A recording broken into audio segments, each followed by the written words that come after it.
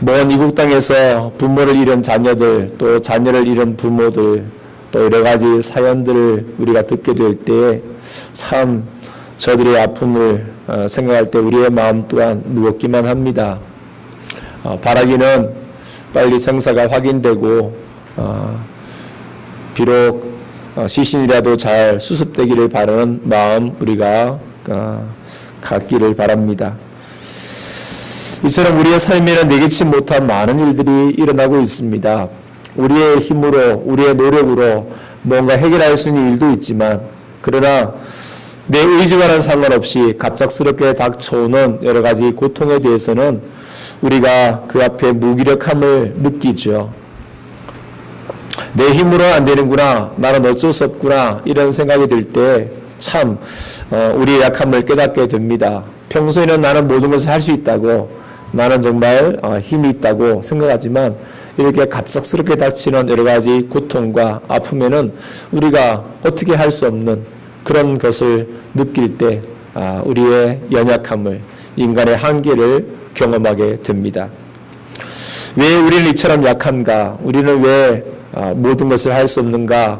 이런 생각을 하게 되겠지만 하나님께서는 이렇게 우리에게 말씀하셨습니다. 주께서는 사람을 티끌로 돌아가게 하시고 너희 인생들아 돌아가라 라고 말씀하셨습니다 라고 모세는 우리에게 노래합니다. 이 티끌이라는 것은 재나 먼지나 흙을 말합니다. 그러니까 인간의 삶이 결국은 흙이고 재고 티끌에 불과하다는 것입니다. 우리는 다시 한 줌의 죄로 돌아갈 수밖에 없는 그런 연약한 존재들입니다. 인간의 생명은 하나님의 명령에 따라서 결국 돌아갈 수밖에 없는 것입니다. 이 땅에서 아무리 오래 살고 싶어도 결국은 돌아가는 것입니다. 너희 인생들아 돌아가라. 하나님께서 명령하셨습니다. 그렇기 때문에 우리는 이 땅을 떠나서 다시 돌아가는 것입니다. 이것은 생명의 주인이 내가 아니라 하나님이시라는 것을 우리는 잊지 말아야 합니다. 내가 내 생명의 주인이 아니에요. 내 인생은 내 거야 라고 생각하지만 그렇지 않습니다. 내 인생은 내 것이 아닙니다. 내 인생은 하나님의 것입니다. 우리가 예수님을 믿는 그 순간부터 우리의 인생의 주인은 바뀐 거예요. 그전에는 내가 내 인생의 주인이었지만 내가 예수님을 구주로 믿는 그 순간부터 우리 인생은 주님의 것이 된 것입니다.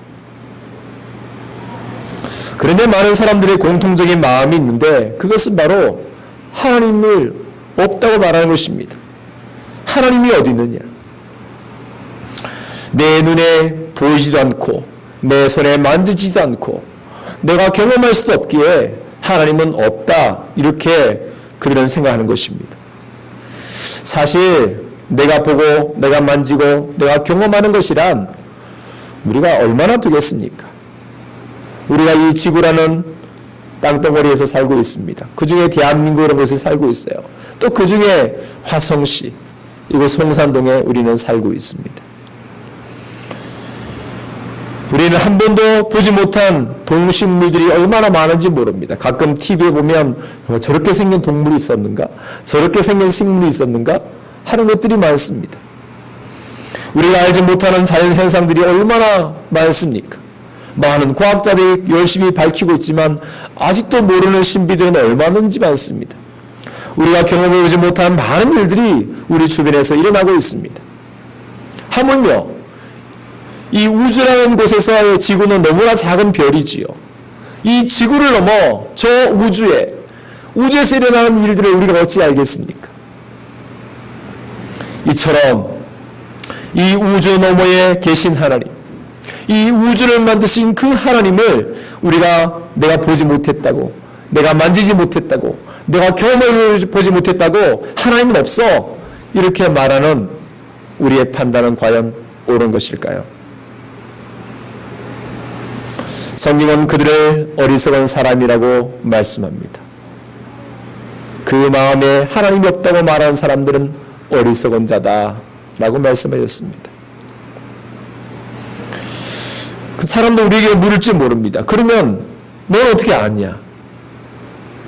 넌 어떻게 하나님을 알고 있느냐? 라고 물을지 모릅니다.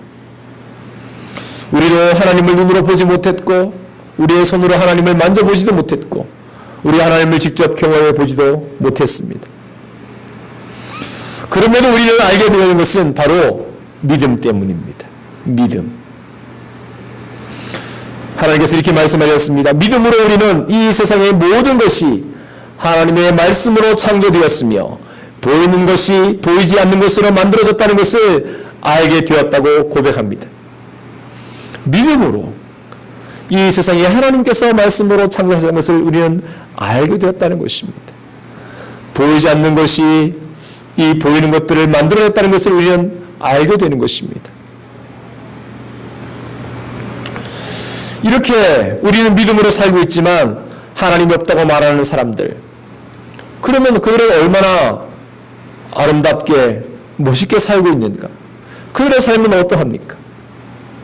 그들은 하나님이 없다고 말하면서 정말 가치 있게 올바르게 위대하게 삶을 살고 있는 것입니까?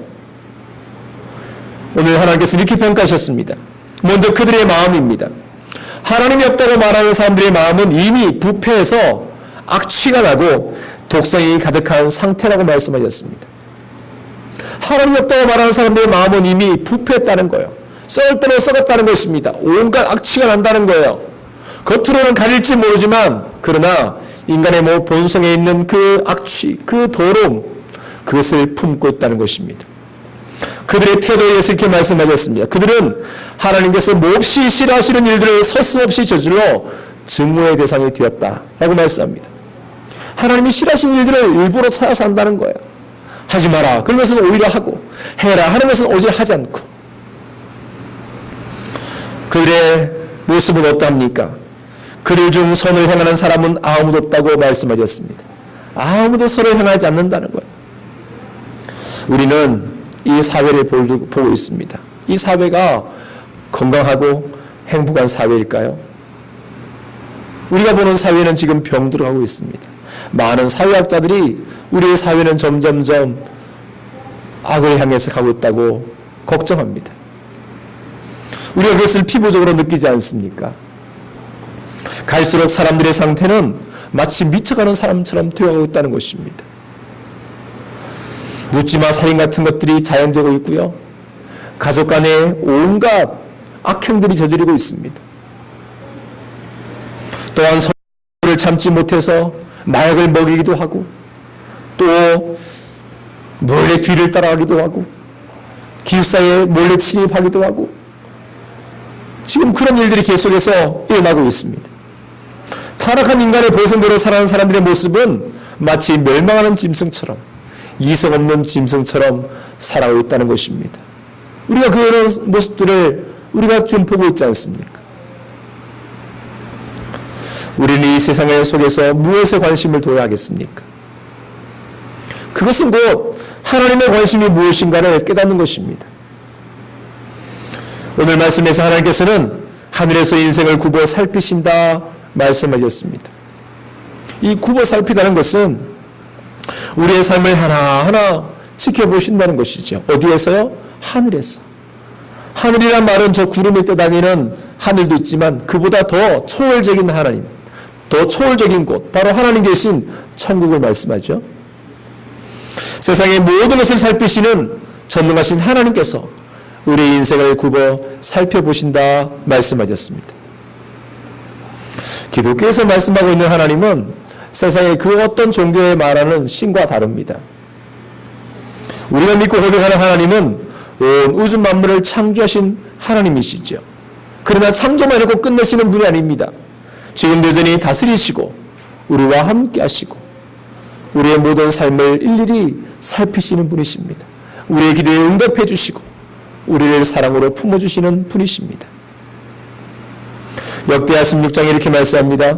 여호와의 눈은 온 땅을 두루 감찰하사 전심으로 여호와를 향하는 자들을 위하여 능력을 베푸시나니 그랬습니다. 하나님은 오늘도 우리에게 관심을 가지시고 우리를 살피시고 계신다는 거예요. 그래서 여호와를 전심으로 찾는 자에게 능력을 베풀어 주신다 약속하셨습니다. 하나님은 어제나 오늘이나 영원토록 나를 살피시는 분이십니다. 이 살피다는 것은 감시한다는 게 아닙니다. 너 잘하나 못하나 한번 보자, 그런 의미가 아닙니다. 사랑의 눈으로 응시하고 계시다는 것입니다. 우리가 어린 자녀를 두고 있는 부모들은 언제나 그 관심이 아이들에게 있습니다. 이제 걸음마를 시작하는 아이들은 더욱더 그러하죠. 혹 넘어질까봐, 혹 어디 부딪힐까봐 그냥 뒤따라다니면서 아이를 지켜보고 있습니다. 그것은 감시하는 눈이 아닙니다. 사랑의 눈이죠. 하나님께서 우리를 감찰하시는 이 눈은 바로 사랑의 눈인 것입니다. 그런 마음으로 우리를 지켜보시고 우리를 도우시는 것입니다. 왜 우리를 지켜보고 계십니까? 오늘 성경은 말씀합니다. 지각이 있는 자, 하나님을 찾는 자가 있는가 보려고 하신다고 하셨습니다. 지각이 있다는 말은, 이 지각이라는 말이 사전적인 의미에 사물의 이치나 도리를 분별하는 능력, 이렇게 말했습니다. 사물의 이치나 도리를 분별하는 능력, 그것을 지각이라고 표현합니다. 이 지각이란 우리가 하나님을 발견하는 영적 지혜를 나타내는 것입니다. 하나님께서 말씀하셔도 영적인 지각이 없으면 들을 수가 없습니다. 하나님께서 경고를 하셨음에도 영적인 지각이 없으면 깨닫지를 못하는 거예요. 민수기 22장에 보면은 발람이라는 선지자가 나옵니다. 그는 나귀를 타고 이스라엘을 저주하라고 자기에게 돈을 준 그 발락 왕을 찾아가고 있었습니다. 그때 천사가 그 앞을 가로막았습니다. 나귀는 그것을 보고 깜짝 놀라서 얼른 포도밭으로 도망쳤어요. 이 타고 있던 발람 선지자는 갑자기 나귀가 포도밭을 가니까 매를 들어서 막 때렸습니다. 아니 이게 왜 포도밭을 갔냐. 그래서 겨우 또 길에 올려놨어요. 나귀가 가다가 또 놀라더니 이제는 벽에다가 몸을 기대고서는 꼼짝도 하지 않는 것입니다. 이 발람 선지자가 또 때렸습니다. 야, 이게 미쳤냐, 왜 안 가냐. 또 가더니 이제는 땅에 주저앉고는 꼼짝도 안 하는 것입니다. 그랬더니 이 발람 이 주인이 또 때렸습니다. 타고는 나귀가 말을 안 들으니까요, 때리죠. 그랬더니 놀란 일이 났습니다. 이 나귀가 말을 한 거예요. 성경에 이 동물이 말한 것은 딱 두 번 나오는데, 하나는 창조 때에 뱀이 하와한테 말을 했다는 것하고, 또 하나는 오늘 이 나귀가 자기 주인한테 말했다는 게 딱 두 번 나옵니다. 이 매를 맞은 나귀가 이렇게 말했다는 것입니다. 나는 오늘까지 당신이 평생 타고 다니는 나귀가 아닙니까? 내가 당신에게 이렇게 한 적이 있었습니까? 왜 나를 때리십니까? 이랬다는 것입니다.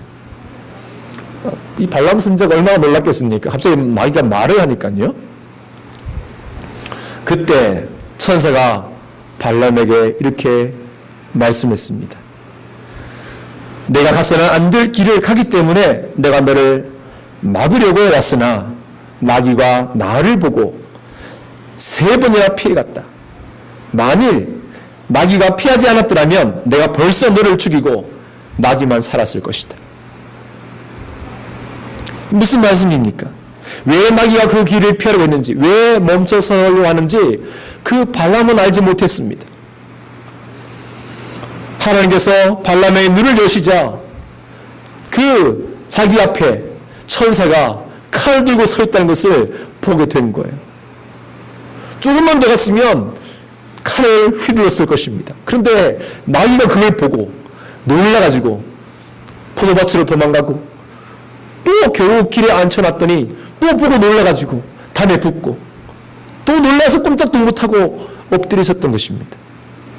발람은 못 봤어요. 오히려 나귀가 그걸 본 거예요.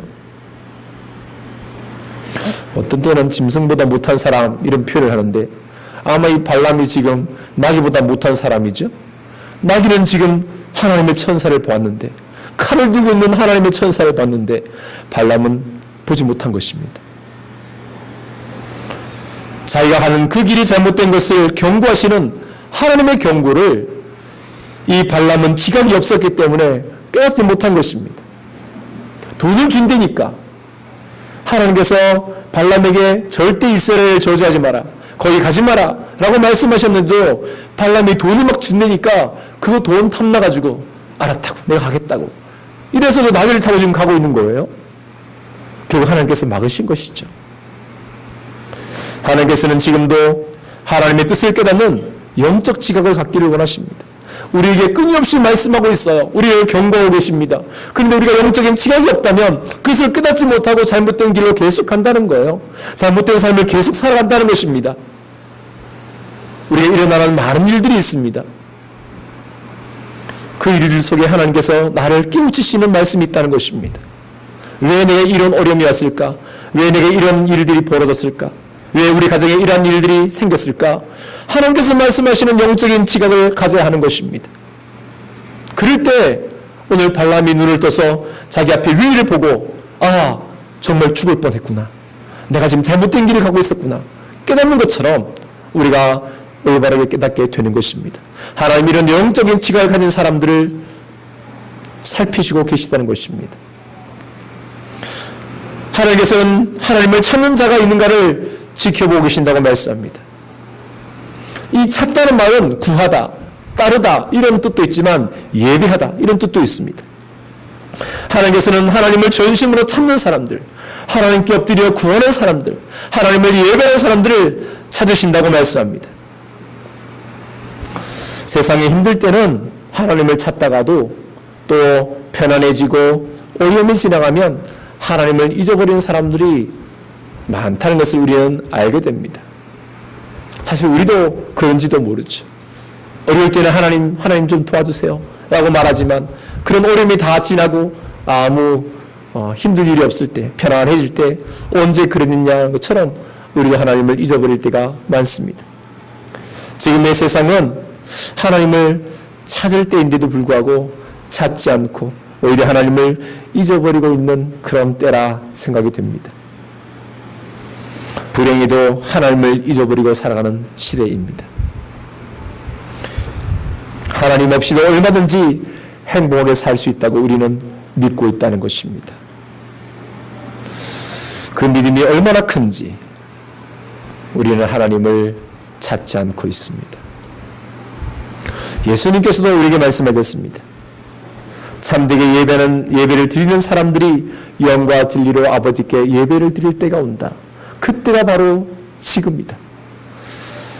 아버지께서는 이렇게 예배를 드리는 사람들을 찾으신다라고 말씀하셨습니다. 이 찾으신다는 말은 많은데 찾지 않죠. 안 찾으니까 찾으신다는 거예요.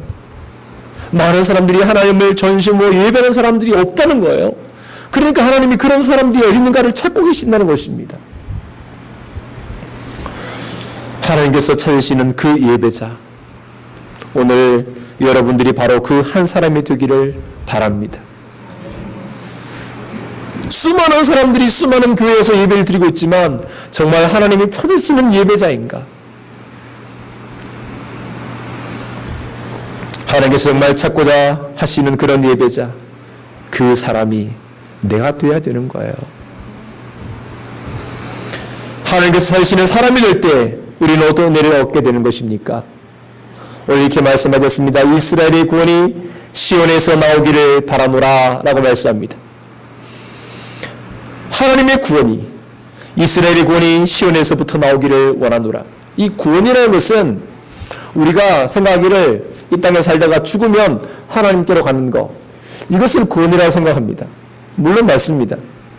우리가 영원한 천국으로 가는 것이 구원이죠. 그러나 이 구원도 우리 현실 속에서 받게 되는 그런 많은 기쁨들, 또 이 살아가면서 얻게 되는 번성함, 건강, 도움, 성공, 이 모든 것들도 우리는 구원입니다.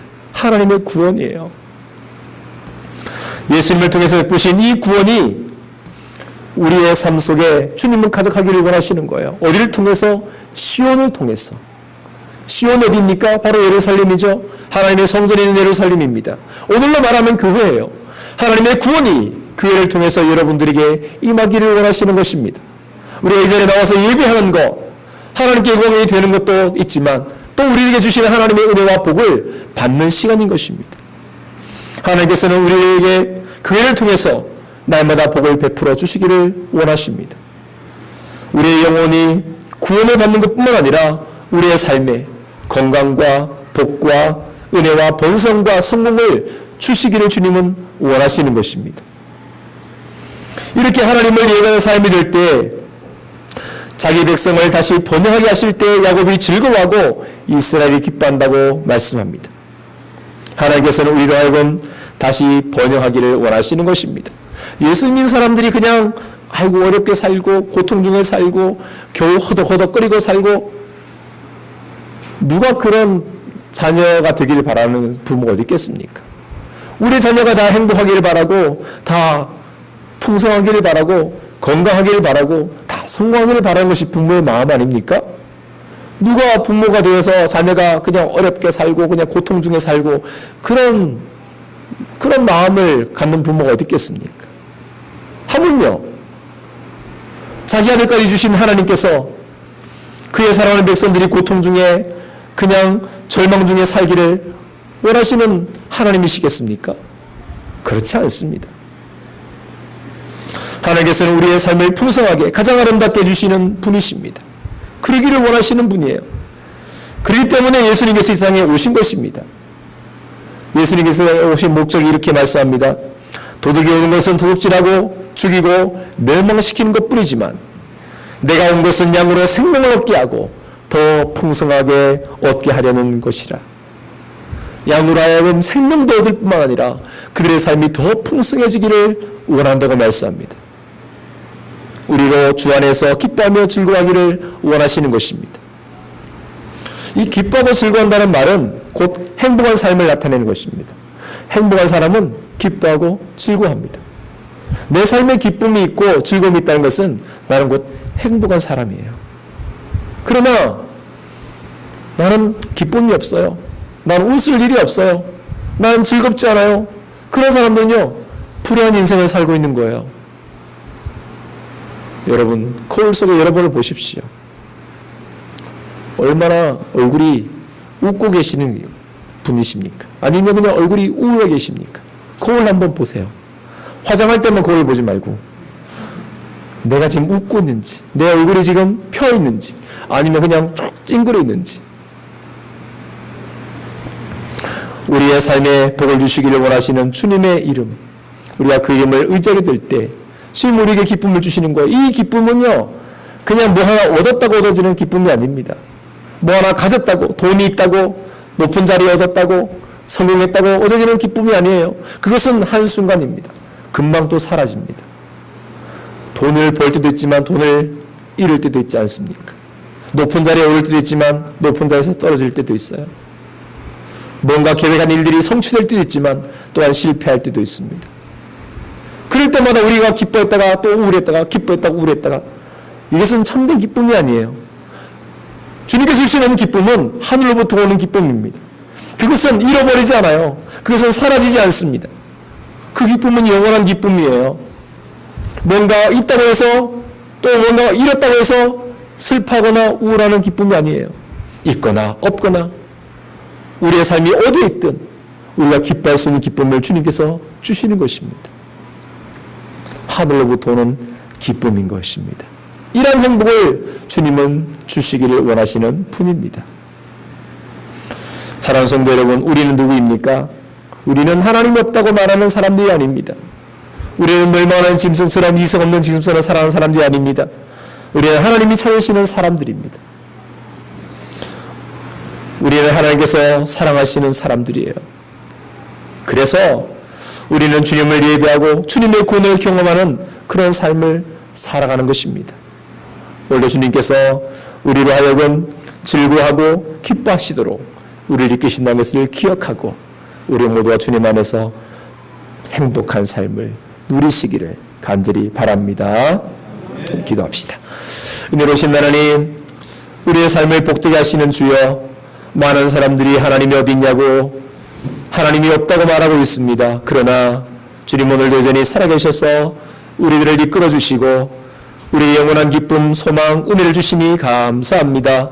주님을 찾는 자들에게 주시는 이 놀라운 복을 우리 모두가 누리게 하여 주시옵소서. 이 땅 가운데 하나님의 이름을 높이며 주님 주신 귀한 사명을 잘 감당하는 모든 성도가 되게 하여 주시옵소서. 예수님의 이름으로 기도드리옵나이다. 아멘.